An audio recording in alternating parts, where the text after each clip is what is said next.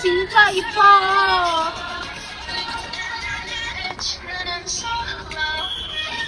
Wah, cinta. Kakaknya kamu lagi ngapain? Ini loh, aku lagi nontonin ini, Jennie Blackpink. Siapa? Artis Korea. Oh iya. Iya, cantik banget ya, lihat. Iya, cantik. Iya, mirip aku nggak? Menurut kamu mirip aku kan? Iya. Iya kan? Kemarin tuh aku beli baju yang mirip dia tahu. Menurutmu cocok nggak sama aku? Iya, cocok. Iya, cocok kan? Iya, aku mirip banget. Perilaku kamu yang kayak gini nih buat aku udah jauh deh sama kelas kepribadian yang kemarin. Bedanya? Iya, soalnya kemarin kan kita belajar tentang teori kognitif sosial. Kamu tahu nggak kira-kira salah satu tokoh kognitif sosial yang namanya Bandura? Kamu tahu nggak? Bandura. Bandura itu siapa? Nah, jadi Bandura itu adalah... Nah, bagi teman-teman yang belum tahu siapa itu Bandura, Bandura atau Albert Bandura ini lahir pada 4 Desember 1925 di Kanada. Nah, Albert Bandura ini merupakan seorang psikolog dan penggagas teori kognitif sosial. Nah, beliau ini juga terkenal dengan eksperimennya, yaitu eksperimen boneka Bobo. Nah, Bandura sendiri menerima gelar sarjana muda di bidang psikologi dari Universitas British Columbia pada tahun 1949. Kemudian, dia pun melanjutkan studinya ke Universitas Iowa dan meraih gelar PhD-nya pada tahun 1952.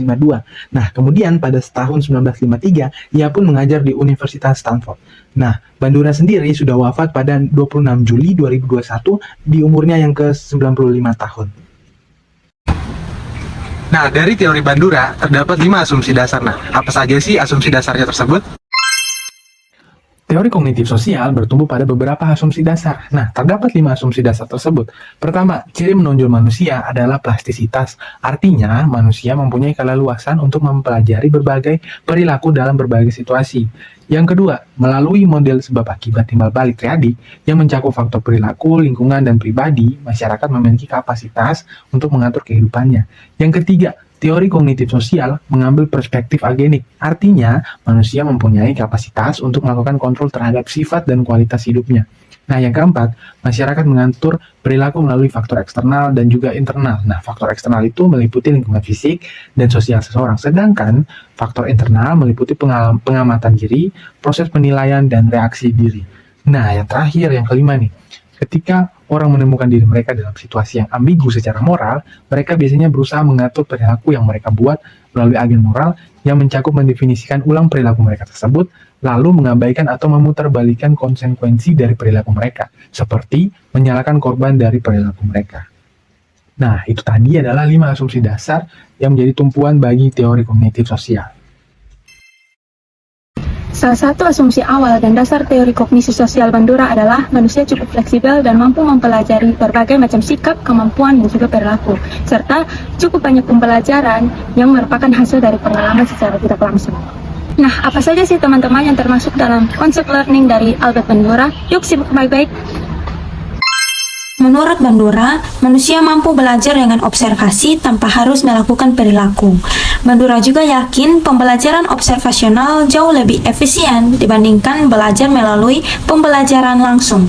Sebagai contoh, anak-anak mengobservasi karakter yang ada di televisi dan mengulang apa yang dilihat atau didengarnya.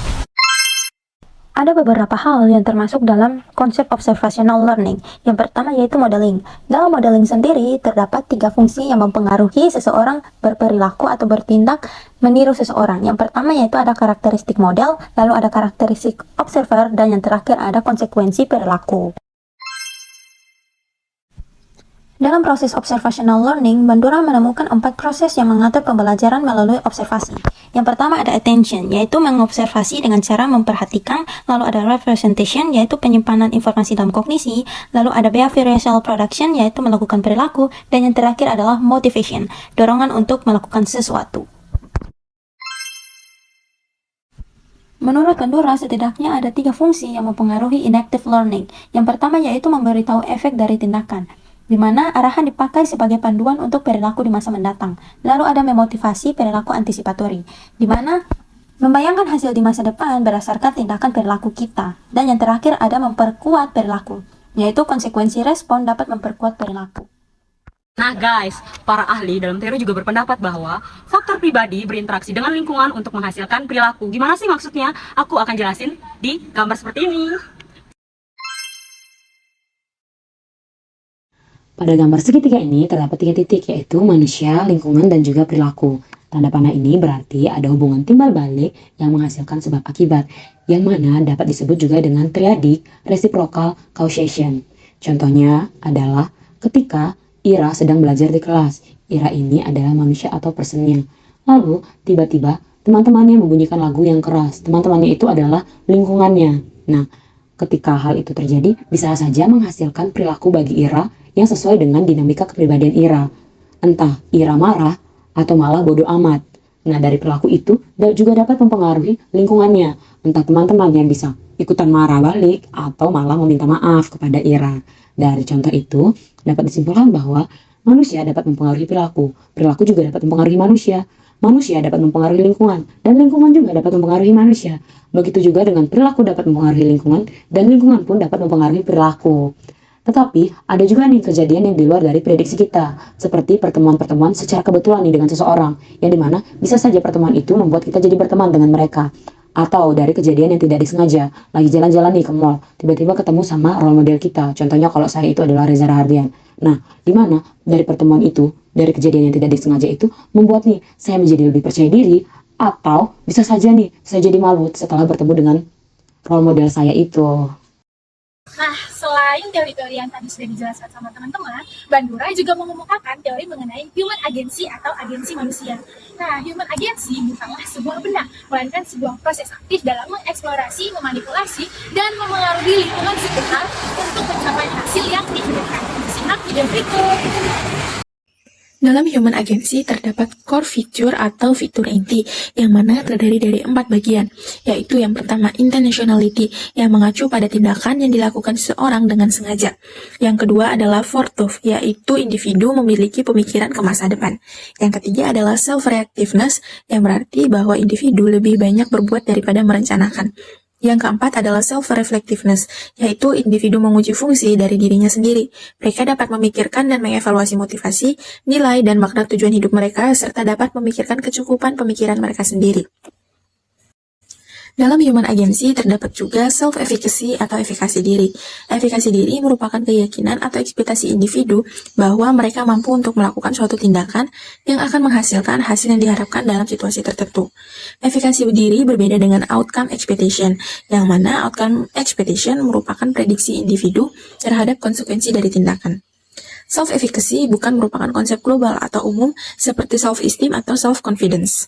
Dalam self-efficacy dapat bervariasi dari satu situasi ke situasi lainnya. Tinggi rendahnya efikasi diri dan responsivitas lingkungan dapat menghasilkan 4 kondisi yang mungkin diprediksi, yaitu yang pertama, efikasi yang tinggi dan lingkungan yang responsif. Lalu ada juga efikasi yang tinggi namun lingkungan yang tidak responsif. Serta terdapat juga efikasi yang rendah namun memiliki lingkungan yang responsif, dan yang terakhir adalah efikasi rendah dan lingkungan yang tidak responsif. Hal-hal berikut merupakan hal yang berkontribusi pada efikasi diri, yaitu yang pertama, pengalaman penguasaan. Yang kedua, pemodelan sosial yang merupakan perwakilan dari pengalaman. Lalu yang ketiga adalah persuasi sosial, serta yang keempat adalah keadaan fisik dan emosional individu tersebut.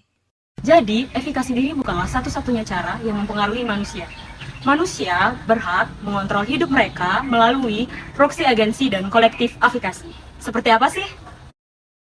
Nah, proksi agensi adalah kemampuan seseorang untuk belajar dan memperoleh keterampilannya itu dari orang lain.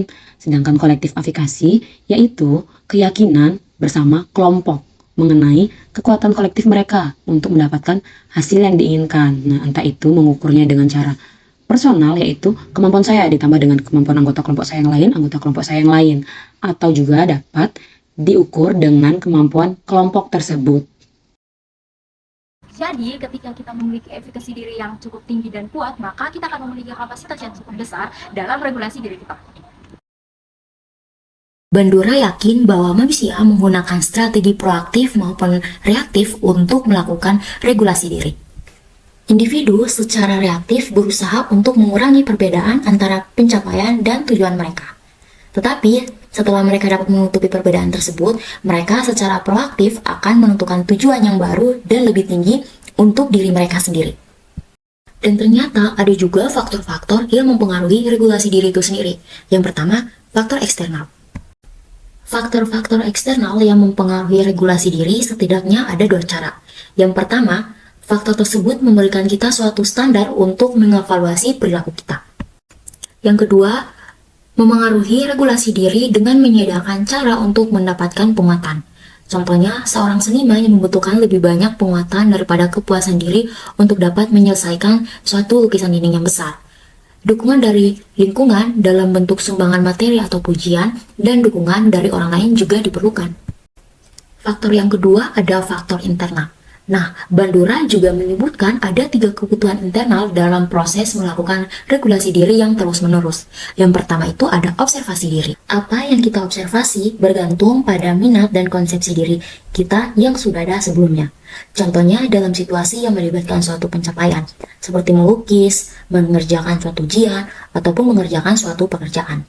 Kemudian, contoh dalam situasi interpersonal ada bertemu dengan kenalan baru atau melaporkan suatu kejadian. Faktor internal yang kedua itu adalah proses penilaian.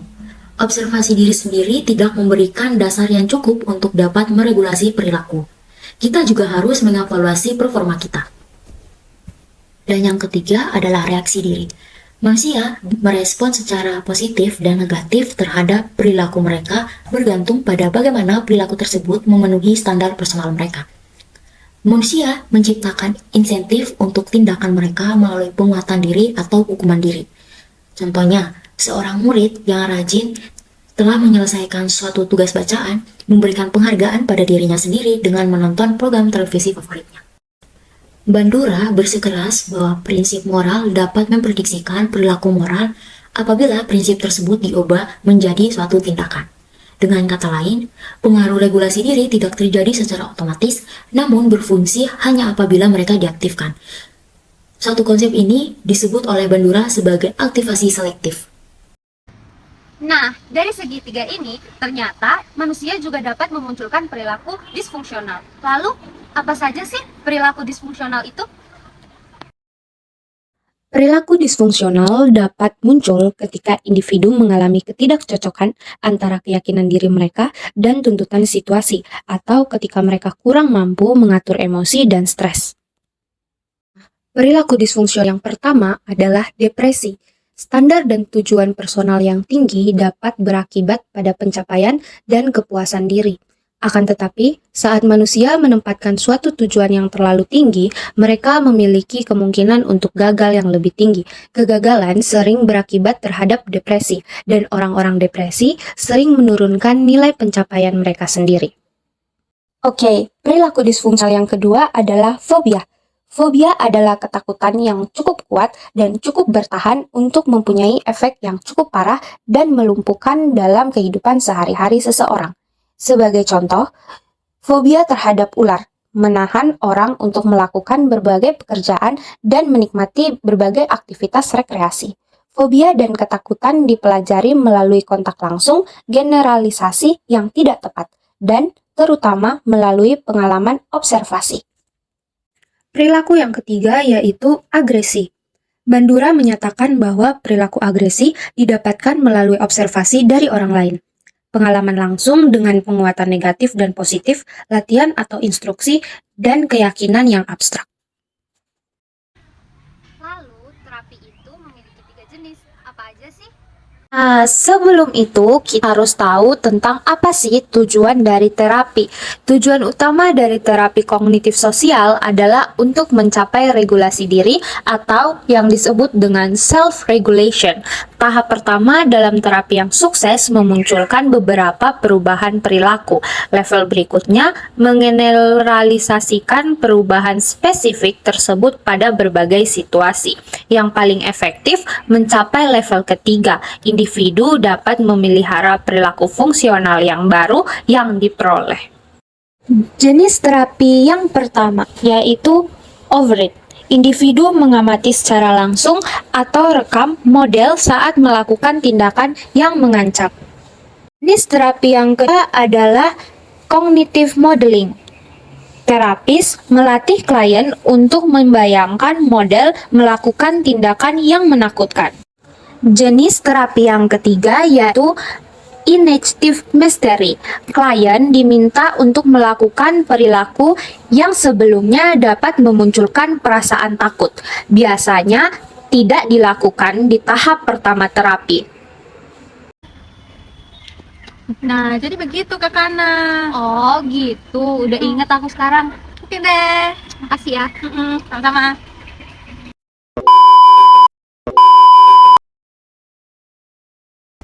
Tujuan penelitian ini untuk melihat hubungan self-efficacy dengan work readiness pada mahasiswa tingkat akhir strata sarjana di Kota Padang.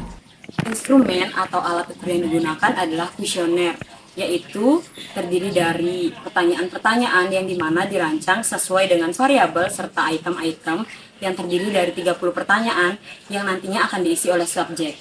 Nah, dari situ akan didapatkan informasi yang dimana diisi oleh respondennya. Skala yang digunakan adalah skala Likert 4 pilihan, yaitu sangat setuju, setuju, tidak setuju, dan sangat tidak setuju. Yang dimana alat ukur ini diadaptasi dari penelitian Adeliana pada tahun 2018.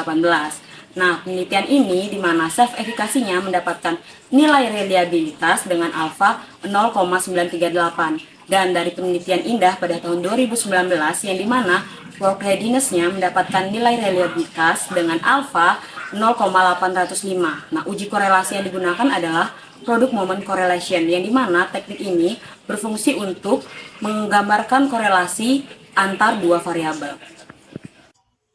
Dalam penelitian ini menggunakan metode kuantitatif, yang mana selanjutnya menggunakan cara statistik untuk mengetahui dan juga menggambarkan dugaan yang ingin diketahui. Teknik sampling yang digunakan dalam penelitian ini merupakan teknik purposive random sampling, yang dimana memiliki 272 orang subjek. Populasi yang digunakan dalam penelitian ini merupakan mahasiswa tingkat akhir serta sarjana yang ada di Kota Padang, yang berkriteria dari semester 7 ke atas, yang masih aktif berkuliah di Kota Padang, yang berasal dari berbagai tempat di Sumatera Barat. Dan populasi ini merupakan hasil dari gabungan sebaran individu yang ada di Kota Padang. Pada tabel yang pertama, data diskusi penelitian variabel self-efficacy dan work readiness itu berdasarkan skor hipotetik dan skor empiris. Diketahui bahwa pada variabel self-efficacy dan work readiness ini memiliki skor empiris yang lebih tinggi dibandingkan hipotetiknya. Lalu pada tabel kedua, kategorisasi data penelitian variabel self-efficacy menunjukkan variabel self-efficacy termasuk pada kategorisasi tinggi dengan persentase 46,3% dari keseluruhan subjek. Kemudian pada tabel yang ketiga mengenai kategorisasi data penelitian variabel work readiness, variabel work readiness ini berada pada kategori yang sangat tinggi dengan banyak presentasinya adalah 62,5%. Hasil kategorisasi pada kedua variabel self-efficacy pada level tinggi dan work readiness pada level sangat tinggi. Berdasarkan hasil korelasi penelitian yang dilakukan memiliki hubungan signifikan positif sebesar 43,3%. Nilai R sama dengan 0,433. Penempatan bahwa korelasi kedua variabel berada pada tingkat hubungan yang cukup kuat berdasarkan klasifikasi nilai koefisien korelasi. Self-efficacy yang semakin tinggi pada individu, maka semakin tinggi juga work readiness pada individu tersebut. Jadi kesimpulannya, self-efficacy pada mahasiswa semester tingkat akhir di Kota Padang memiliki kategorisasi tinggi dan work readiness-nya memiliki kategorisasi sangat tinggi. Nah, terdapat juga korelasi positif yang signifikan antara keduanya, yaitu dari antara self-efficacy dan juga work readiness-nya. Serta diperoleh juga bahwa variabel self-efficacy memberikan sumbangan efektif sebesar 18,8% pada variabel work readiness-nya. Nah, sehingga mahasiswa harus tahu dengan kemampuan dirinya, harus memiliki soft skill serta pengendalian diri terhadap kemampuannya, dan dapat menempatkan diri sesuai dengan background pendidikannya. Kemampuan dan skill yang diperoleh agar dapat menempatkan diri pada bidang kerja yang tepat dan yang diinginkan.